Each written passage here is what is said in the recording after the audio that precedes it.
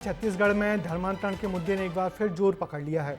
दुर्ग से 2 कैथोलिक ननों की गिरफ्तारी हुई और ये मामला केरल से दिल्ली और संसद तक जा पहुंचा। इस गिरफ्तारी को कांग्रेस और इंडिया गठबंधन ने धार्मिक उत्पीड़न बताया और 5 सांसदों की फैक्ट फाइंडिंग कमेटी को बनाकर रायपुर भेज दिया। उधर केरल बीजेपी के एंटनी ने रायपुर में छत्तीसगढ़ के गृह मंत्री विजय शर्मा और मुख्यमंत्री विष्णुदेव साय से मुलाकात की। गृह मंत्री ने दावा किया कि कार्रवाई शिकायत के आधार पर हुई है, क्योंकि ये बड़ा मुद्दा बन गया है। गिरफ्तारी क्या हुआ इस गिरफ्तारी को लेकर इस रिपोर्ट में देखिए।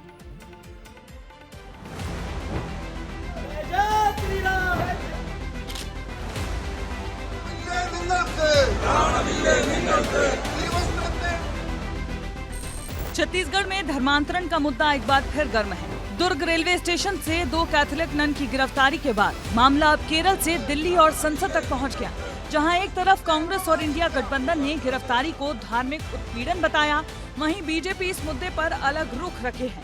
मामले ने अब सियासी रूप भी ले लिया है। शुक्रवार सुबह 8:30 बजे की बात है। दुर्ग स्टेशन पर 2 नन और एक युवक 3 लड़कियों के साथ मिला।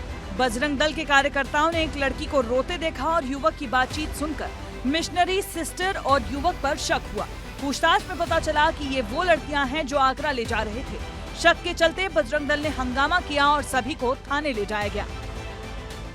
दुर्ग रेलवे स्टेशन से 2 नन की गिरफ्तारी के बाद दिल्ली से केरल तक सियासी हंगामा है। कांग्रेस और इंडी गठबंधन ने विरोध किया। राहुल गांधी ने इसे धार्मिक आस्था पर हमला बताया। केसी वेणुगोपाल ने गृह मंत्री को पत्र लिखा। विपक्ष ने 5 सांसदों की फैक्ट फाइंडिंग कमेटी बना दी। उधर केरल बीजेपी के अनूप एंटनी ने रायपुर में छत्तीसगढ़ के गृह मंत्री से और मुख्यमंत्री से मुलाकात की। जीआरपी थाने में एफआईआर हुआ है और एफआईआर के बाद बयान भी सबके हुए हैं। उन बयानों के आधार पर ये स्पष्टता है इस बात की कि जो एफआईआर हुआ है उसके लिए पर्याप्त आधार उनके पास। इधर इंडी गठबंधन के 5 सांसदों की फैक्ट फाइंडिंग कमेटी दुर्ग पहुंची, जहां टीम ने दुर्ग जेल जाकर नन से मुलाकात की।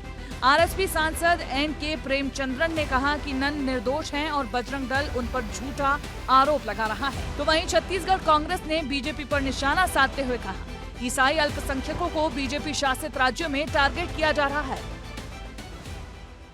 बजरंग दल की एक्टिविस्ट ने संडे में चर्च में कुर्बाना है, उसी कुर्बान अच्छी तरह चलने की भी अवसर भी नहीं देता है। 2 priests, Catholic priests were attacked just 1 month back and they were still in the hospital. इन सांसदों के समर्थन क्यों नहीं मिलने देंगे भाई? जब समय दियो, लोकसभा छोड़ के आए हैं और उसको मिलने भी नहीं दोगे। ये कार्रवाई कहीं बदले के भावना से तो नहीं, कहीं दुर्भावना से तो नहीं, और कहीं एक पक्षी कार्रवाई तो नहीं। तो इन सब मुद्दों को लेकर चर्चा कर रहे हैं और जिस तरह से कार्रवाई हुई कि उसके निष्पक्ष जांच होनी चाहिए। एक नजर छत्तीसगढ़ में बढ़ते धर्मांतरण के आंकड़ों पर डाले तो 2020 में धर्मांतरण का 1 मामला दर्ज किया गया। 2021 में 7 मामले दर्ज हुए। 2022 में 3 मामले। 2023 में कोई मामला दर्ज नहीं हुआ, लेकिन 2024 आते आते 12 मामले दर्ज हुए और इस साल अब तक राज्य में 4 मामले दर्ज किए जा चुके हैं। छत्तीसगढ़ में धर्मांतरण के मुद्दे ने एक बार फिर ये देख लिया है कि किस तरह धार्मिक पहचान अब सीधे सियासत की जमीन पर उतर आई है। छत्तीसगढ़ की राजनीति में ये मुद्दा आने वाले दिनों में और तेज हो सकता है।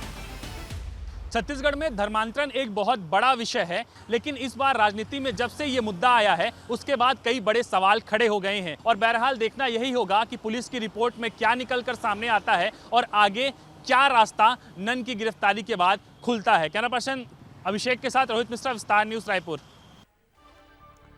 तो दुर्ग से हुई 2 ननों की इस गिरफ्तारी से देश भर के ईसाई समाज में बहुत गुस्सा है। यही वजह कि केरल से आए सांसदों ने सीएम मुख्यमंत्री से बात की और कल इस पूरे मसले को संसद में उठाने का भरोसा भी दिलाया।